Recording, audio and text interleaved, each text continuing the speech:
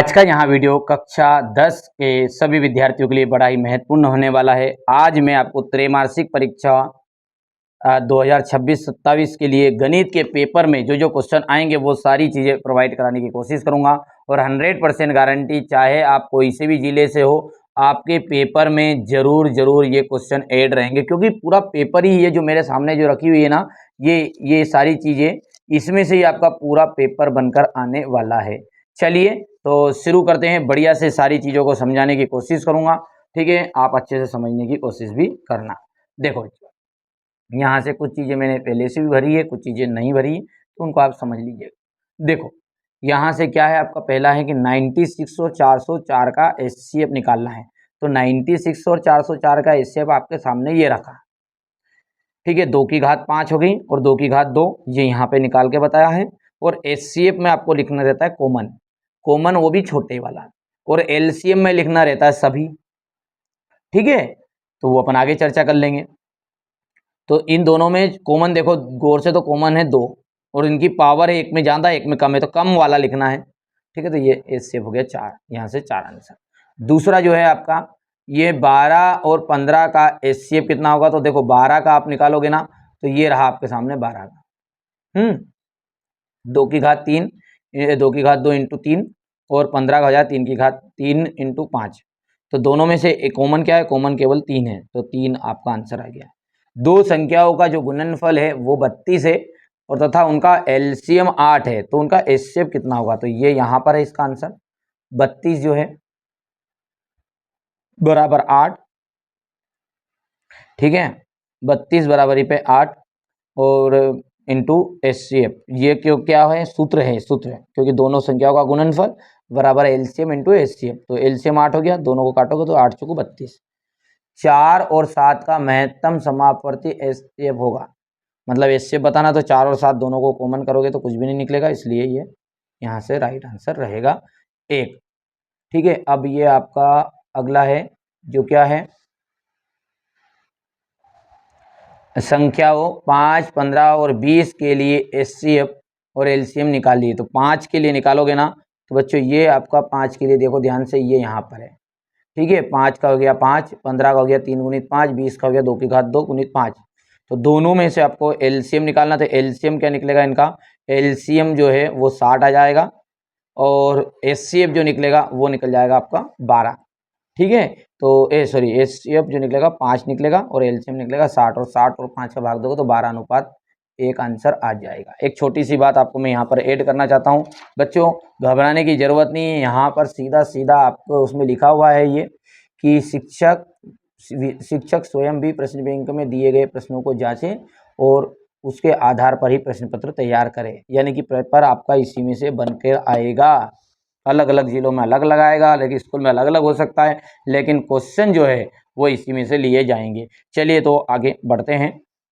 निम्नलिखित में से कौन सी संख्या अपरिमेय है, ध्यान रखना है, जो भी करनी में रहेगी, चाहे करनी 2 हो, करनी 3 हो, करनी 5 हो, करनी 7 हो, ये संख्या तो आती इनमें से ये इतना इंपॉर्टेंट है कि 100% गारंटी की आपके स्कूल में टीचर इसको चाहे सही विकल्प में, चाहे रिक्त स्थान में, या कैसे भी करके जरूर देंगे कि करनी 2 बताओ क्या संख्या है, तो करनी 2 आपकी अपरिमेय है। करनी 3 कौन सी संख्या, तो करनी 3 भी आपकी अपरिमेय है। करनी 5 भी अपरिमेय है, करनी 7 भी अपरिमेय है। बस यहां तक आपका आता है, और कभी कभी पूछ लेता जानता डिटेल में तो करनी 11, बस इसके अलावा नहीं पूछता है, बाकी इसमें काम आपका हो जाएगा, ठीक है। तो यहां से तो उपरोक्त सभी राइट रहने वाला है।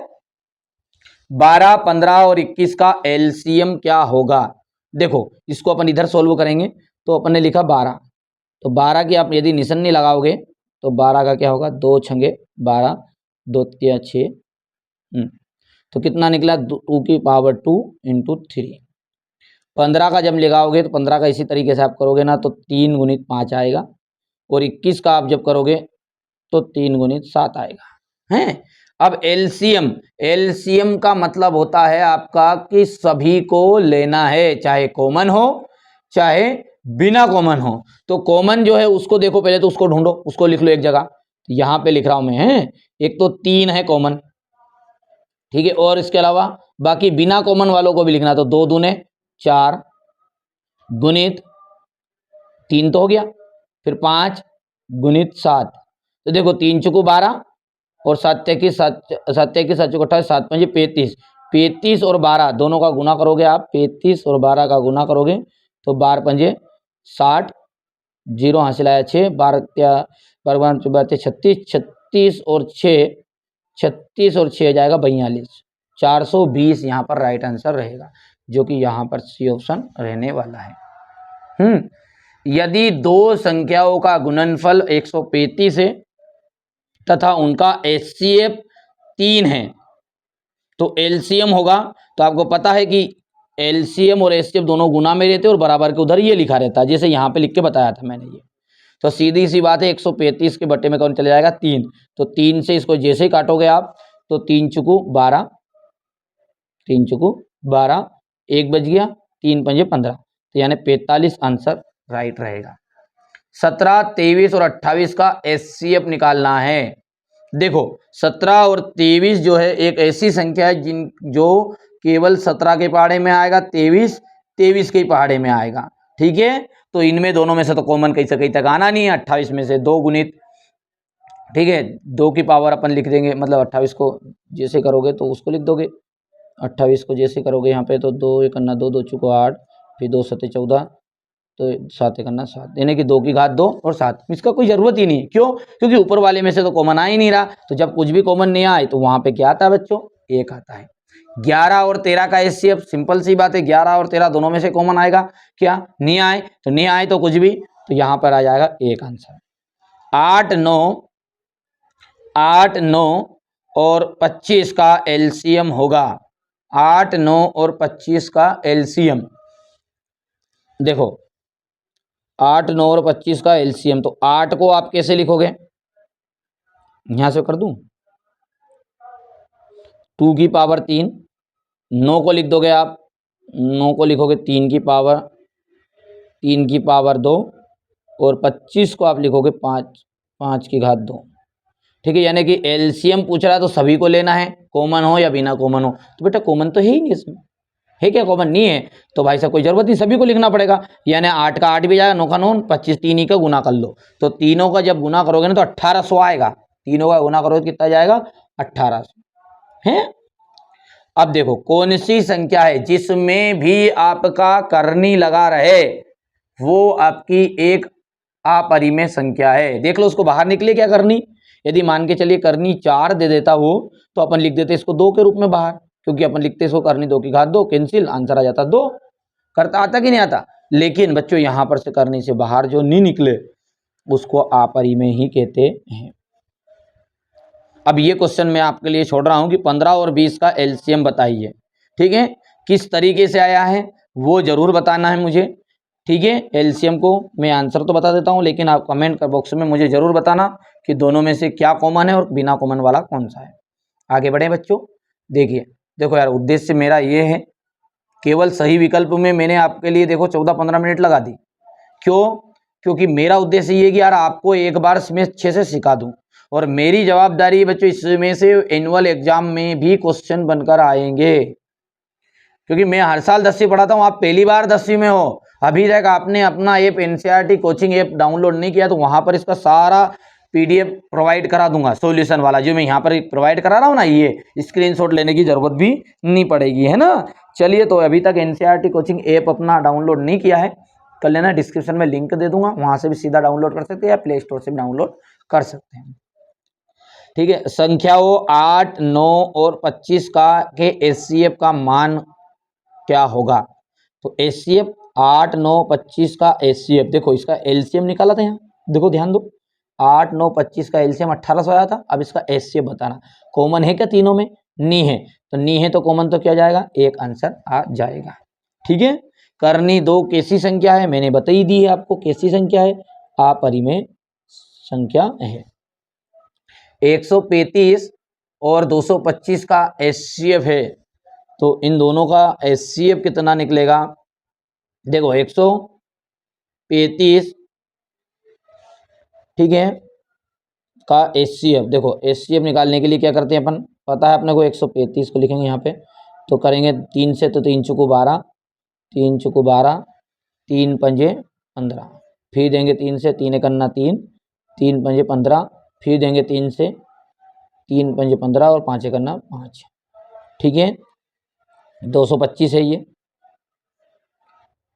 225 को अपन करेंगे फिर 3 से, 3 7 21, 3 पंजे 15, फिर 3 से करने की कोशिश करूँगा, होगा नहीं होगा, 3 दूने 6, हाँ हो जाएगा, 3 दूने 6, 3 पंजे 15, फिर 5 से देंगे, फिर 5 एकन्ना 5, 5 एकन्ना 5 कैंसिल। दोनों का एचसीएफ निकालना है बच्चों, तो दोनों में से एचसीएफ में कॉमन कौन कौन से, एक तो 3 है, तो सबसे छोटा कौन सा है, 3 ही है, यहाँ तो 3 बार 3 है। ठीक है, और 5, 3 पंजे 15, 15 यहाँ से आंसर निकल कर आएगा। कर पाओगे? और क्या दूसरी चीज भी है क्या?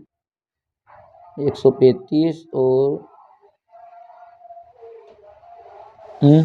अच्छा 3 है, ये गलती हो गई मेरे हाथ में, ये 3 है ना, 3 दूने 6। ठीक है, तो 3 पंजे 15, 15 त्या 45, तो 45 आंसर आएगा इसका, है कितना आएगा, 45। करनी 3s, 3√2 एक परिमेय है कि अपरिमेय है, तो आपको पता है ये आपकी अपरिमेय संख्या है।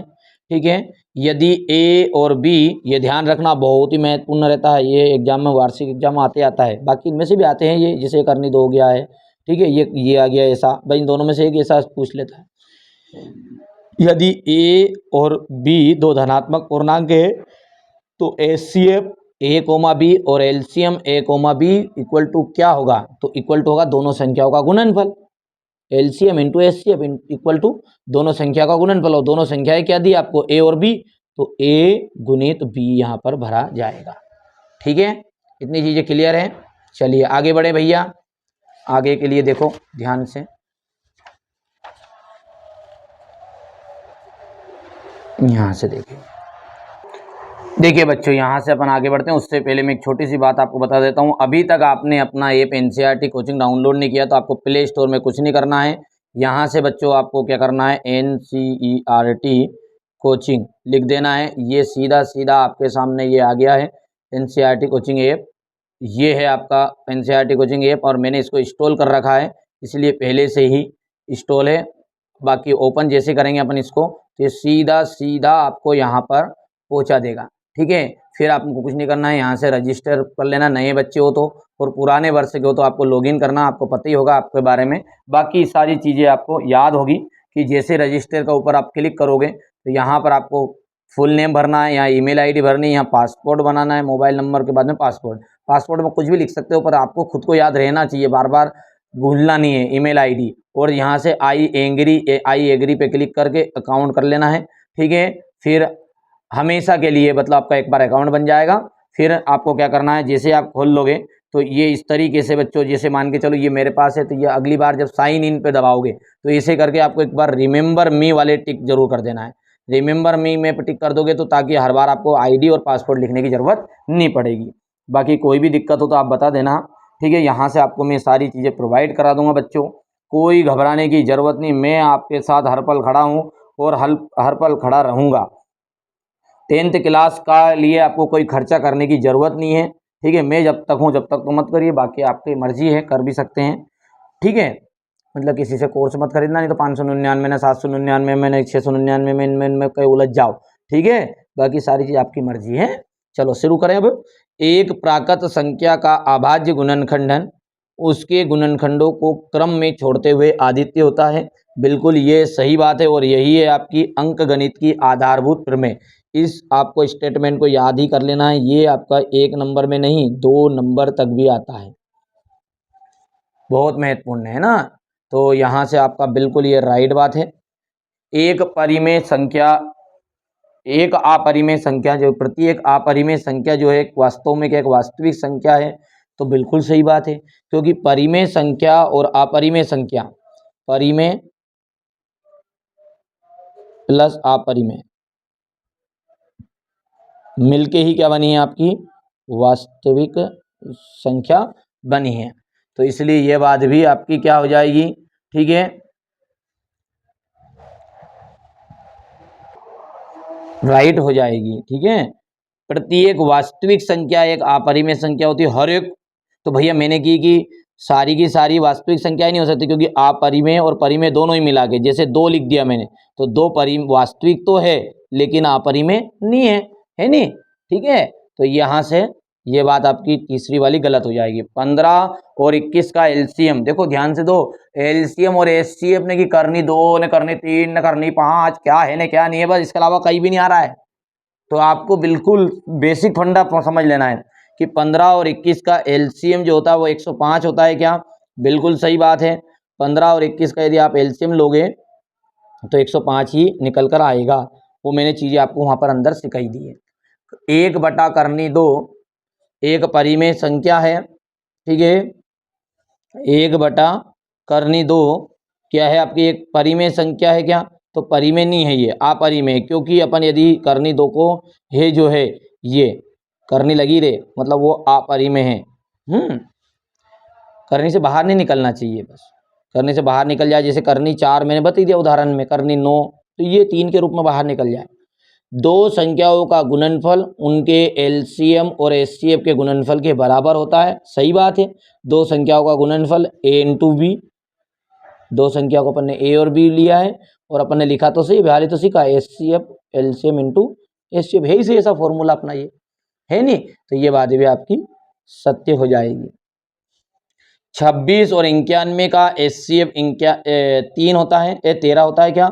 26 और 91 का एचसीएफ, तो इसको निकालने के लिए आपको क्या करना पड़ेगा? यहाँ से आपको पता है 26 को अपन कैसे निकाल सकते हैं, 2 1 2 2 6, 13 से 13 जाएगा, तो यहाँ से 26 का तो निकला आपका 2 गुणित 13। 91 है, 3 से नहीं जाएगा, 7 से जाएगा, 7 1 7, 7 21, तो 13 ही तो एचसीएफ है। बिल्कुल सही बात है, 13 निकल कर आ जाएगा। यदि कोई अभाज्य संख्या p कोई अभाज्य संख्या है और p a² को विभाजित करेगी, तो p जो है वो a को भी विभाजित करेगा, जहां a कोई धनात्मक पूर्णांक है, ठीक है।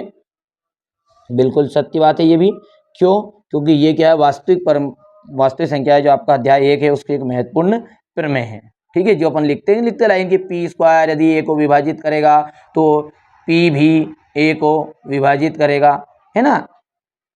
समझ में आ गई बात? नहीं है, ये इस तरह की प्रमेय है अपनी, जो अपन करनी 2 एक अपरिमेय संख्या सिद्ध कीजिए वाले क्वेश्चन में करते भी हैं। अभी आएगा आगे, यदि आपको होगा तो क्वेश्चन आंसर भी समझाऊंगा, ठीक है। आगे बढ़े।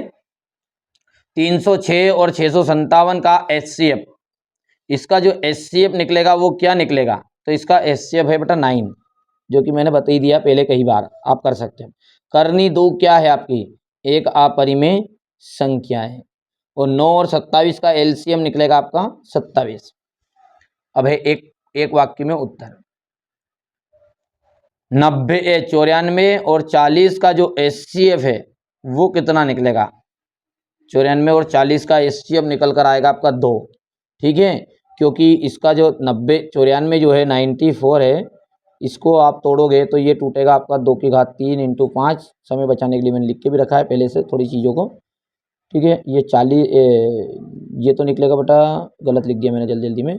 94 जो है आपका वो निकलेगा 2 गुणित 47, और आपका 40 जो है वो निकल जाएगा 2 की घात 3 इंटू 5।